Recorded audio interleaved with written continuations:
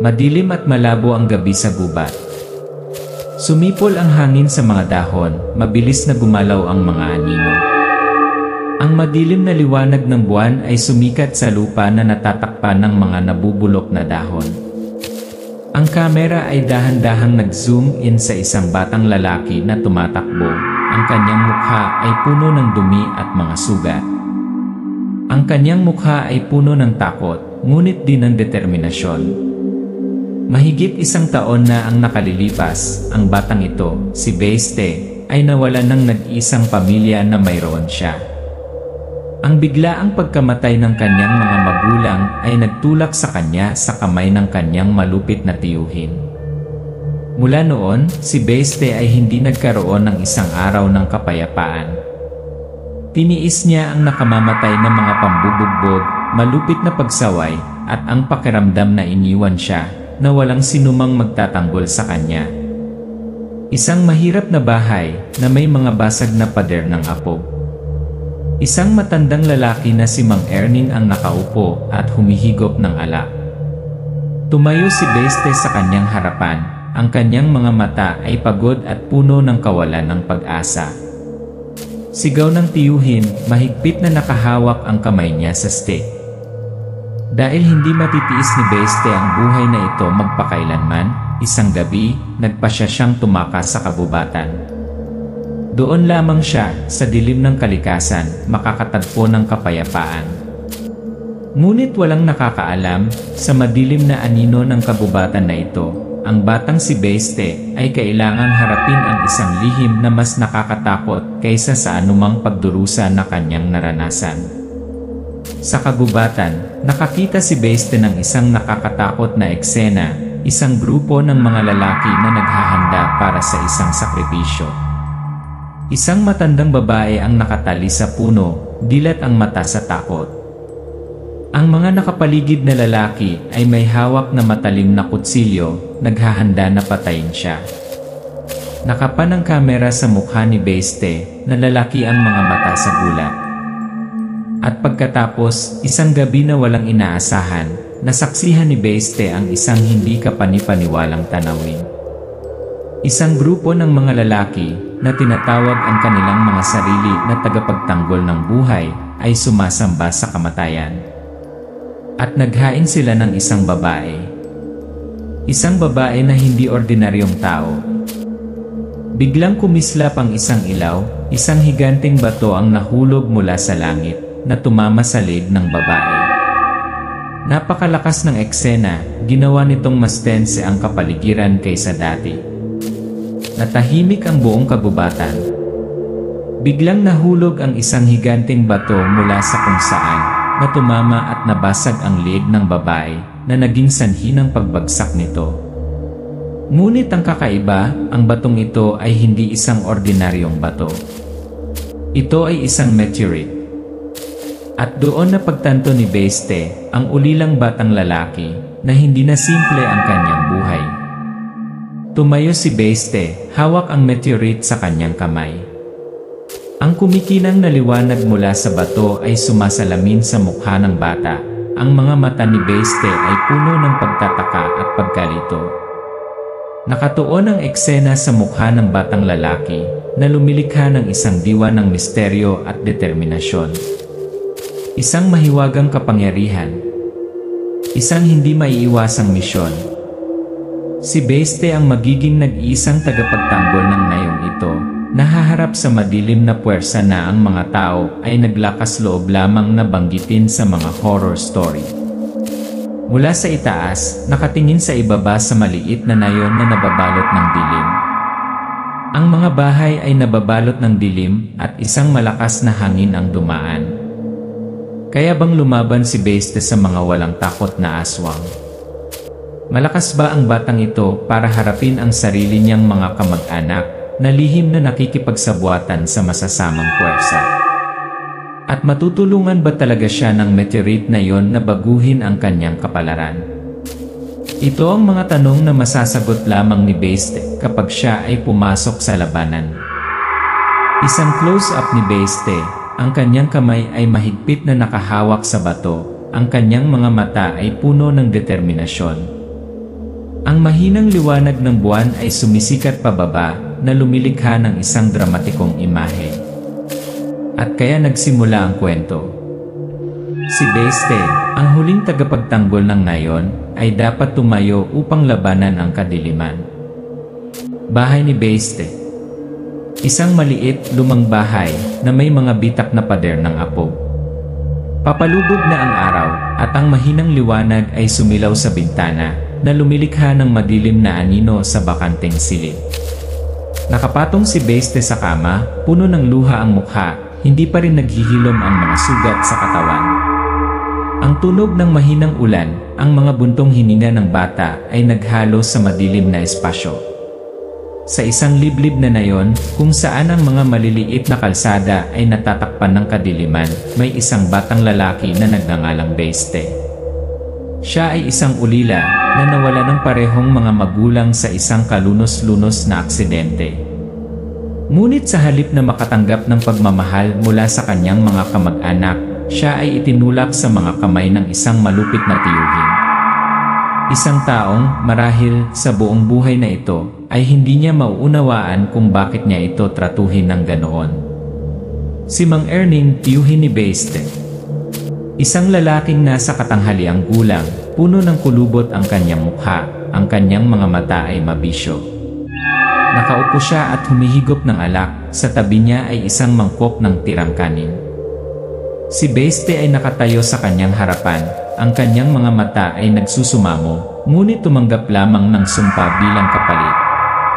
Si Mang Erning, ang tiyuhin na minsang itinuring ni Beiste na kanyang kamag-anak, ang pinakamalupit na tao sa kanyang buhay. Ang mga pambubugbog ng walang dahilan, ang malupit na sumpa. Lahat ay dahil hindi kinaya ni Beiste ang kahirapan ng kanyang tiyuhin, at dahil wala siyang maidudulot na anumang benepisyo sa kanya.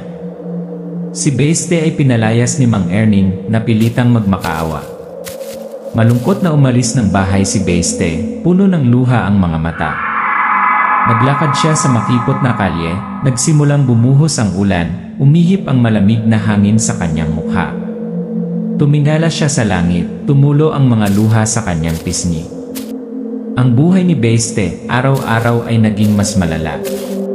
Walang sinuman sa kanyang tabi para protektahan siya, walang sinumang magtatanggol sa kanya sa galit ng kanyang tiyuhin. Kailangan niyang magmakaawa, tumakbo sa paligid, walang pinagkaiba sa isang nawawalang multo sa mundong ito. Ngunit walang nagmamalasakit, walang makakakita sa kanyang sakit.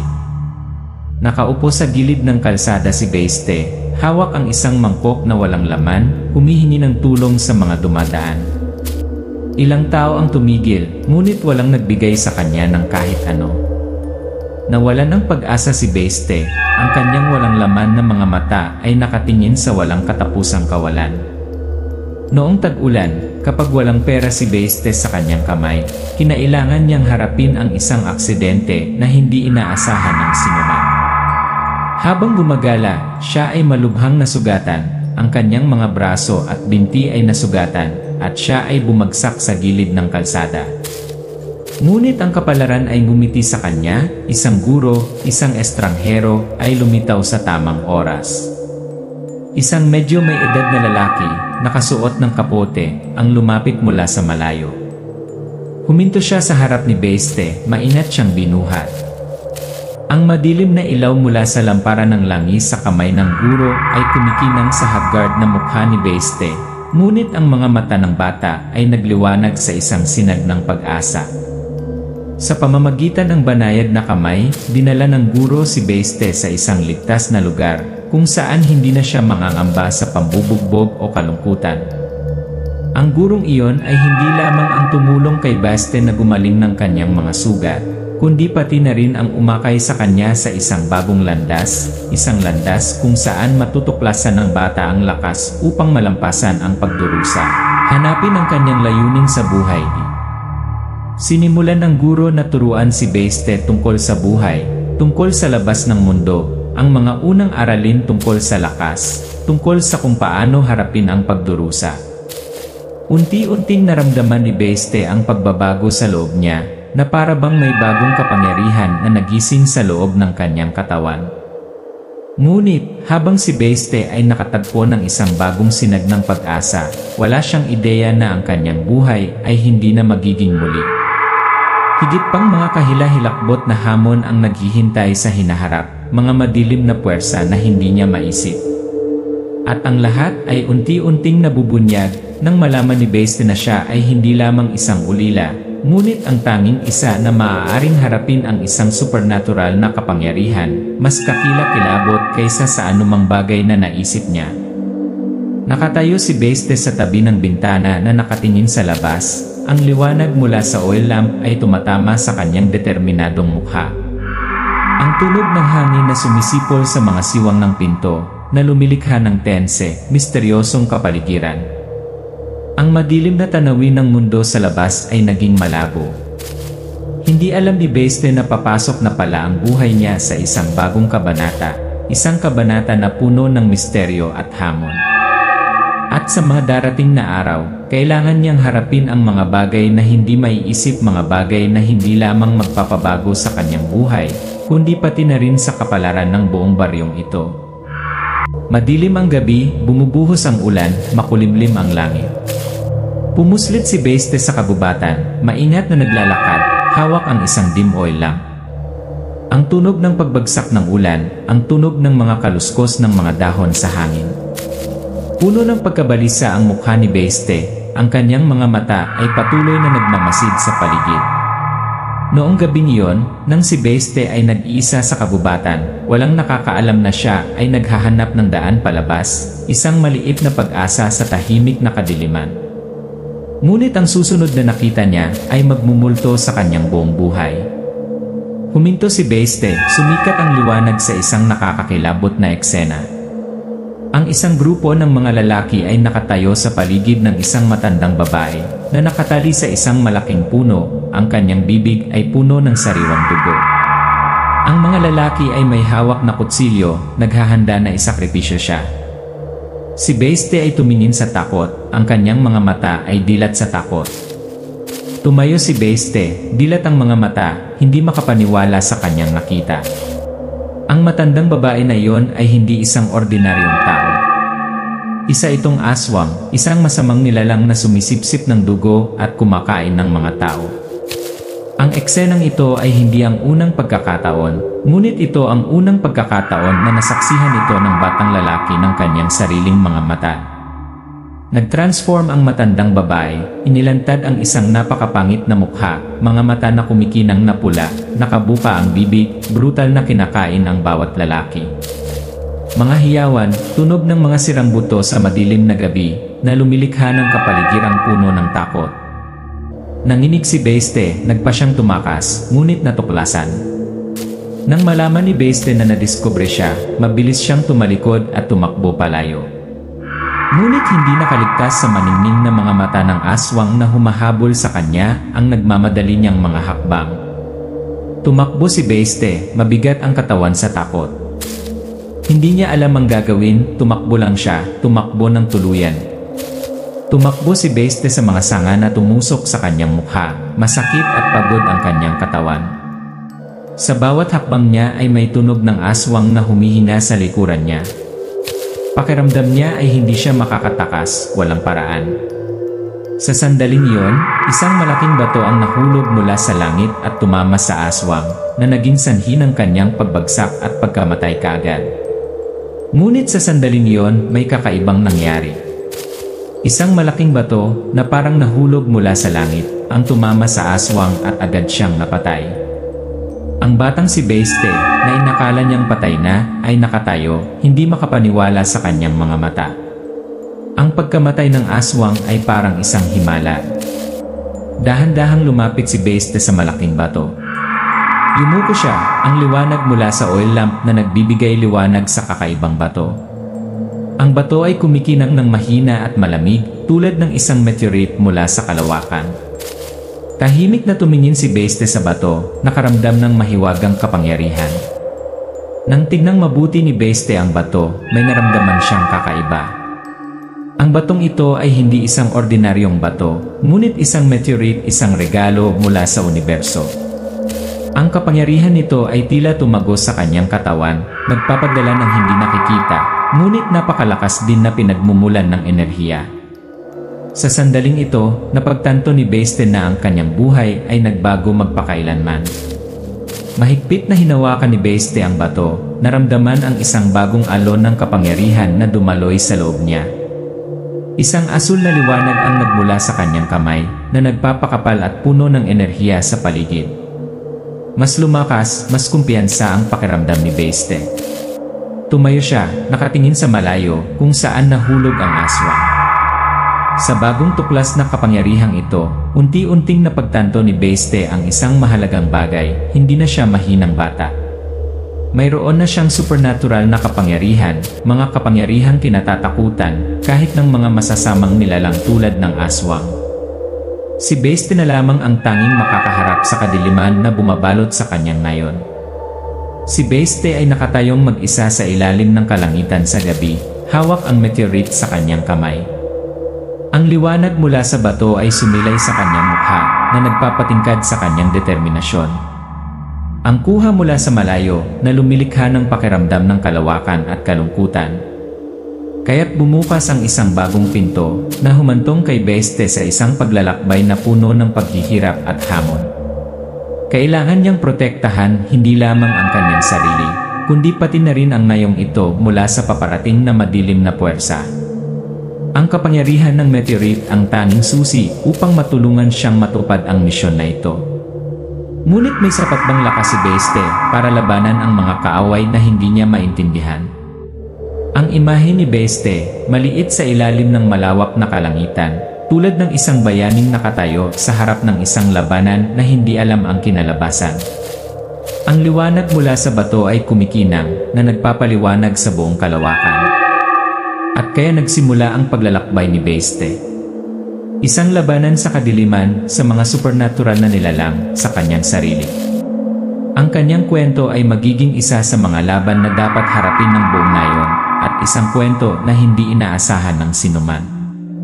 Subaybayan natin at tingnan natin kung anong uri ng bayani si Basete. Si Basete ay nakatayo sa gitna ng kabubatan, hawak ang meteorite sa kanyang kamay. Ang liwanag mula sa bato ay sumasalamin sa kanyang mukha, na nagpapatingkad sa kanyang determinasyon. Ang buong kagubatan ay patay na tahimik, walang tunog. Parang may pinagtutuunan siya ng pansin, puno ng atensyon ang mga mata niya. Gamit ang meteorite sa kanyang kamay, si Basete ay hindi lamang nagtataglay ng lakas ng isang bata. Nagsimula siyang madama ang kapangyarihan na ipinagkaloob ng bato, isang kapangyarihan na hindi maiisip ng lahat ng tao. Ang batong iyon ay hindi lamang isang walang buhay na bagay. Ito ay pinagmumulan ng dalisay na enerhiya na nagpapahintulot kay Basete na tuklasin ang mga kakayahan na hindi niya kailanman naisip. Kinuyom ng kamay ni Basete ang meteorite. Isang malakas na sinag ng liwanag ang sumabog mula sa bato na nagpalakas sa katawan ni Basete.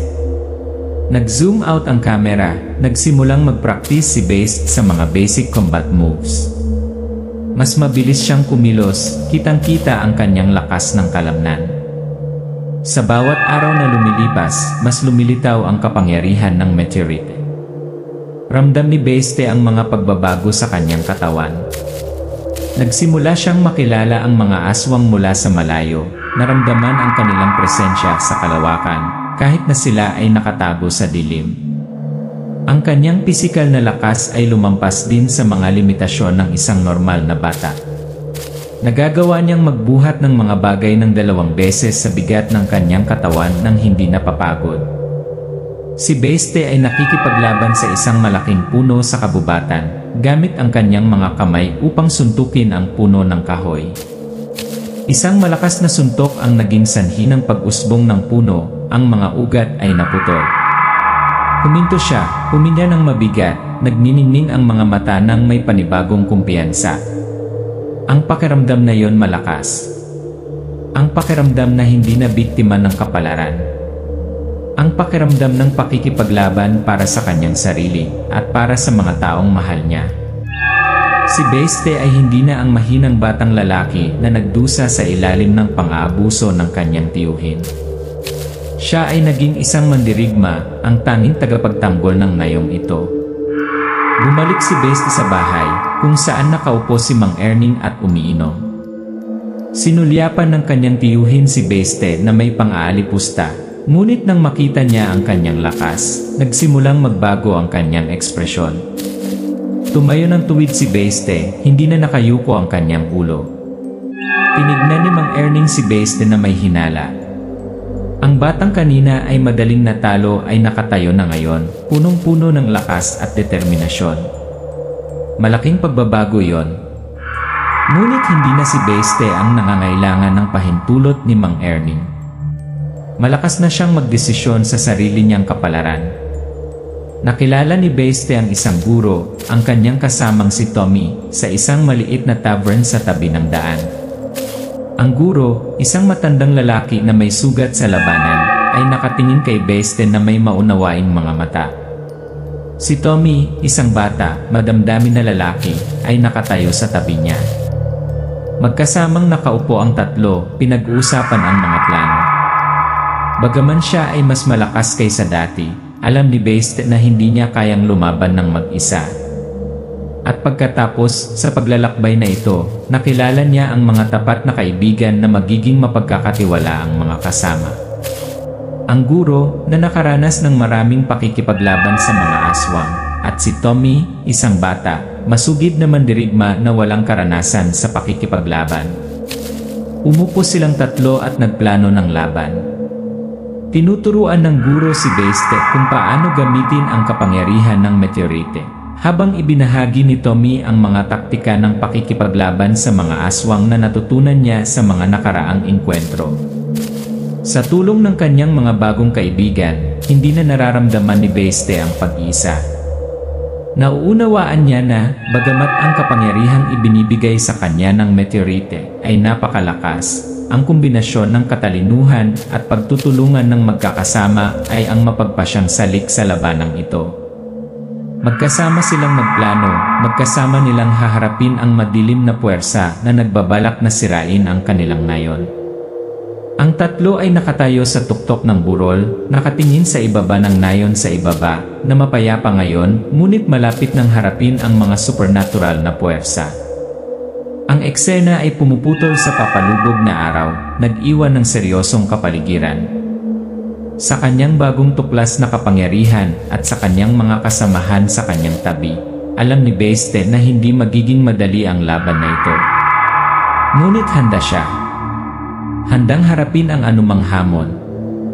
Handang protektahan ang kanyang nayon mula sa mga halimaw na aswang na walang sinumang nangangahas na harapin. Ang imahe ni Beste, kanyang guro, at Tommy na nakatayong matatag, nakaharap sa abot tanaw ng magkasama, naghahanda para sa matinding labanan sa hinaharap. At kapag lumubog na ang dilim, kapag ang mga aswang ay handa na sa pag-atake, mananatili kaya ni Beste at ng kanyang mga kasamahan ang kanilang pananampalataya at magtatagumpay laban sa kasamaan. Isang kwento ng mga hamon at sakripisyo ang naghihintay. Kakayanin kaya ni Beste na lumaban upang protektahan hindi lamang ang kanyang nayon, kundi pati na rin ang kanyang sarili at ang kanyang mga mahal.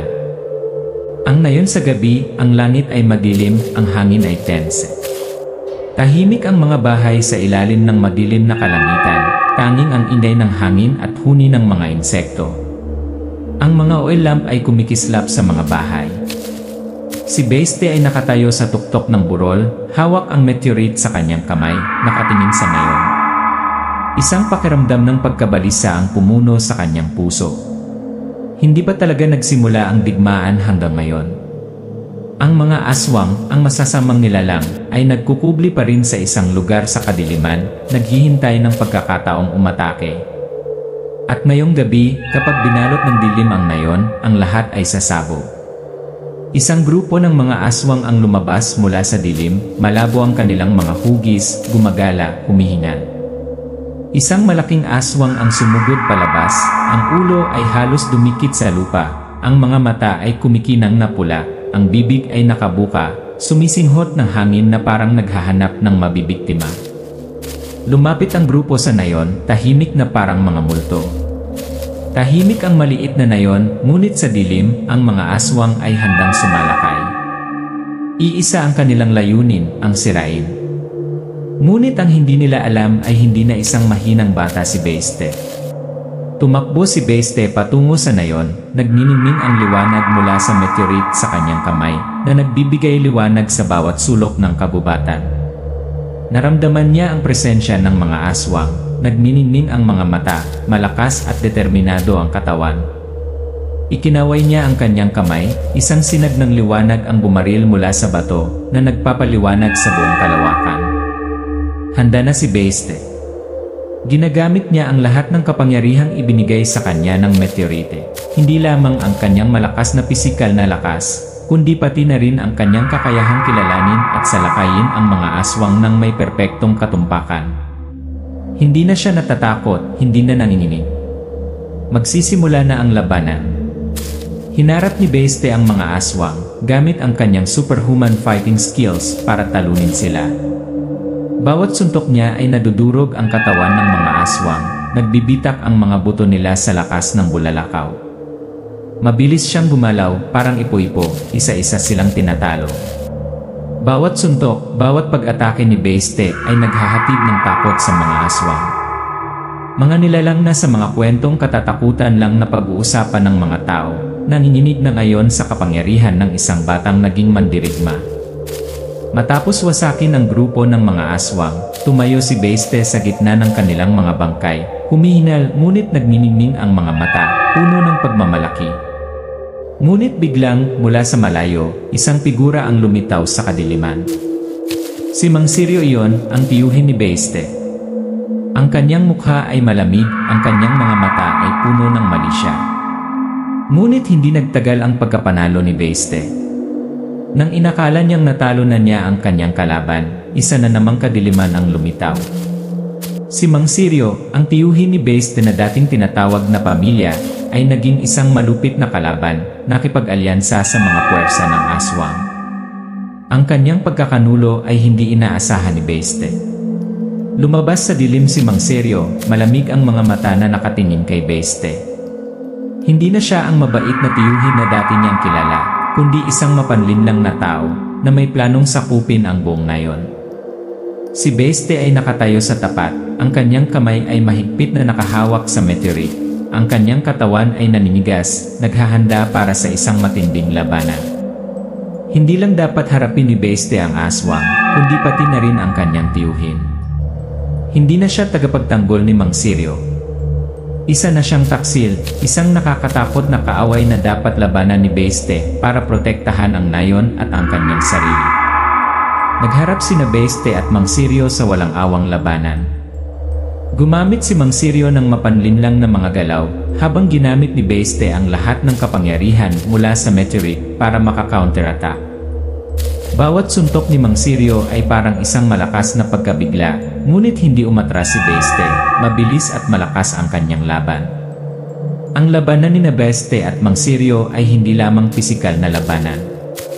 Ito ay labanan sa pagitan ng dalawang mundo. Ang isang panig ay ang supernatural na kapangyarihan ng meteorite, at ang kabilang panig ay ang tuso ng taksil. Sino ang mananalo? Ang matinding labanan ni Beiste at Mang Sirio ay naganap sa madilim na gabi.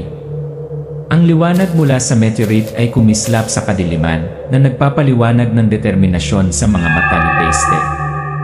Isang malakas na suntok mula kay Beiste ang nagpabalik kay Mang Sirio, ang mukha nito ay namula sa galit. Alam ni Beiste na ang tagumpay na ito ay hindi lamang tungkol sa pagkatalo kay Mang Sirio.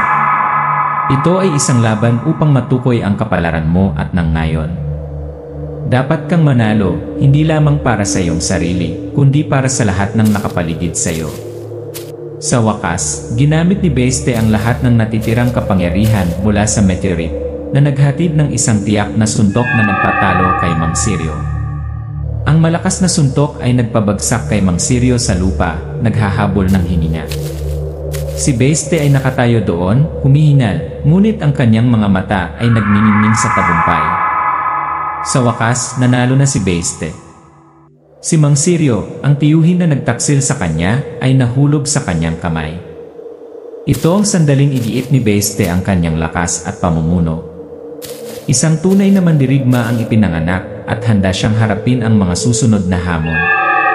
Si Beste ay nakatayo sa gitna ng larangan ng digmaan, ang liwanag mula sa meteorite na nagniningning sa kanyang mukha na lumilikha ng isang malakas, determinadong imahe. Unti-unting nag-zoom out ang kamera, naging tahimik ang paligid, naiwan lamang si Beste na matatag na nakatayo sa mga guho ng labanan. Hindi na si Beste ang mahinang bata na dati. Siya na ang naging bayani ng nayong ito at kasisimula pa lang ng labanan. Mapoprotektahan ba niya ang nayon mula sa madilim na puwersa o haharapin pa ba niya ang mas malalaking hamon? Sama-sama nating masasaksihan ang paglalakbay ni Beste sa isang labanan hindi lamang laban sa aswang, kundi laban din sa kadiliman sa puso ng tao. Kinaumagahan, ang nayon ay nasa ilalim ng araw ng umaga. Payapa ang tanawin, ganap na naiba sa madilim na gabing nakalipas. Nakatayo si Beste sa tuktok ng burol, nakatingin sa nayon na unti-unting nagigising. Ang sikat ng araw ay sumikat, lumikha ng isang maliwanag, mainit na tanawin. Nakatayo siya roon, nakasandal sa meteorite, nakaramdam ng bagong lakas sa loob niya.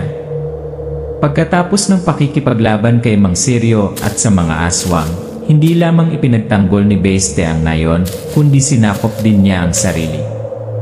Hindi na siya mahinang bata, hindi na pulubi na gumagala sa madilim na lansangan. Si Beste, ngayon, ay naging bayani sa mata ng lahat.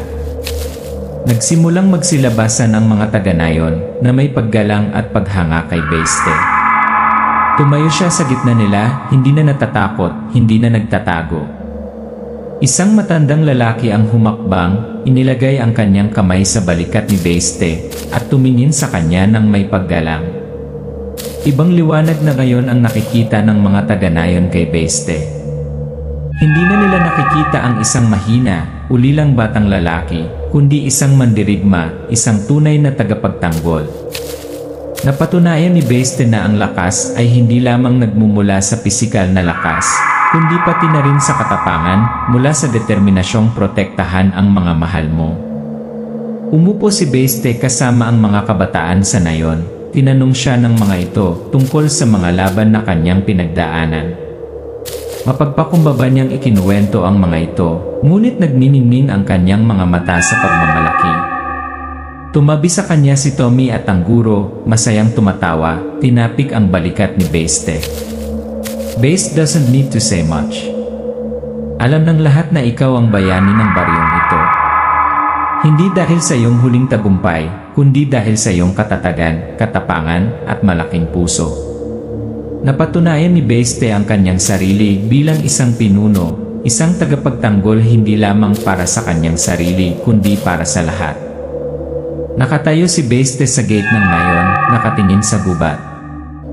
Kahit hindi na siya nakaharap sa aswang, pakiramdam niya ay may hindi tama. Isang pakiramdam ng pagkabalisa ang bumalot sa kanyang puso. Lumingon siya upang tingnan ang lahat sa nayon, pagkatapos ay tumingin sa malayo, kung saan umiiral pa rin ang kadiliman. Ngunit hindi mapigilan ni Beste ang pag-iisip tungkol sa hindi alam. Kahit na siya ay nanalo sa labanang ito, alam niya na ang digmaan sa mga supernatural na puwersa ay hindi pa tapos. Ang kadiliman ay nandoon pa rin, nakakubli sa isang lugar sa kabubatan, sa madilim na bahagi ng universo. Si Beste ay nakatayong mag-isa sa harap ng meteorite. Ang kanyang kamay ay dumampi sa bato. Naramdaman ang isang malakas na mapagkukunan ng enerhiya na dumadaloy mula dito sa kanyang katawan. Ang liwanag mula sa meteorite ay nagpapaliwanag sa silid na nagpapatingkad ng determinasyon sa kanyang mga mata. Naiintindihan ni Beste na ang meteorite ay nagbigay sa kanya ng kapangyarihan hindi lamang upang protektahan ang nayon na ito, kundi pati na rin upang harapin ang mga madilim na puwersa na nakakubli pa rin. Hindi siya maaaring sumuko. Dapat niyang ipagpatuloy ang kanyang paglalakbay, panatilihin ang kapangyarihang ito, upang protektahan hindi lamang ang kanyang mga mahal sa buhay, kundi pati na rin ang mga nangangailangan ng kanyang tulong. Pumunta si Beiste sa maliit na inn sa Nayon, kung saan nakaupo ang kanyang guro at si Tommy. Pinag-uusapan ang nangyari. Nagkatinginan ang tatlo ng may pagkakaunawaan na, bagamat pansamantalang payapa ang Nayon, malayo pa rin ang digmaan. Bagaman ligtas ang Nayong ito, at nakahinga ng maluwag ang lahat, alam ni Beiste na hindi pa tapos ang digmaan sa kadiliman. Ang puwersa ng aswang ay hindi isang bagay na madaling talunin. At sa mga darating na araw, habang kumupas ang liwanag, lilitaw ang mga bagong panganib. Nagpasya si Beiste na umalis sa Nayon, at kasama ang kanyang guro at si Tommy, ay nagtakdang maghanap ng mga bagong bakas ng aswang. Ang tatlo ay naghahanda sa pag-alis, ang liwanag mula sa meteorite na nagbibigay liwanag sa landas sa unahan, tulad ng isang simbolo ng pag-asa. Sa isang malakas na puso, nagpasya si Beiste na huwag tumigil. Hindi niya hahayaang bumalik ang kadiliman. At sa paglalakbay na ito, patuloy niyang poprotektahan ang Nayon, patuloy na lalabanan ang mga puwersang hindi matatalo. Hindi pa tapos ang kanyang misyon. At ang kwento ni Beiste ay kasisimula pa lang. Si Aste, ang kanyang guro, at si Tommy ay naglalakad sa kagubatan, ang liwanag mula sa meteorite na nagbibigay liwanag sa daanan. Sabay silang tatlo na humakbang sa kadiliman, naghahanda na harapin ang hindi kilalang mga hamon. Gaano man kadilim, gaano man kahirap ang mga hamon, hindi susuko si Beiste. At ang paglalakbay para protektahan ang Nayon ay magpapatuloy. Hindi pa nahahayag ang mga panganib, ngunit si Beiste, Nayon, ang tanging tagapagtanggol nila. Ang kapangyarihan ng meteorite ay gagabay sa kanya, at sa bawat hakbang, hinding-hindi mag-isa si Beiste.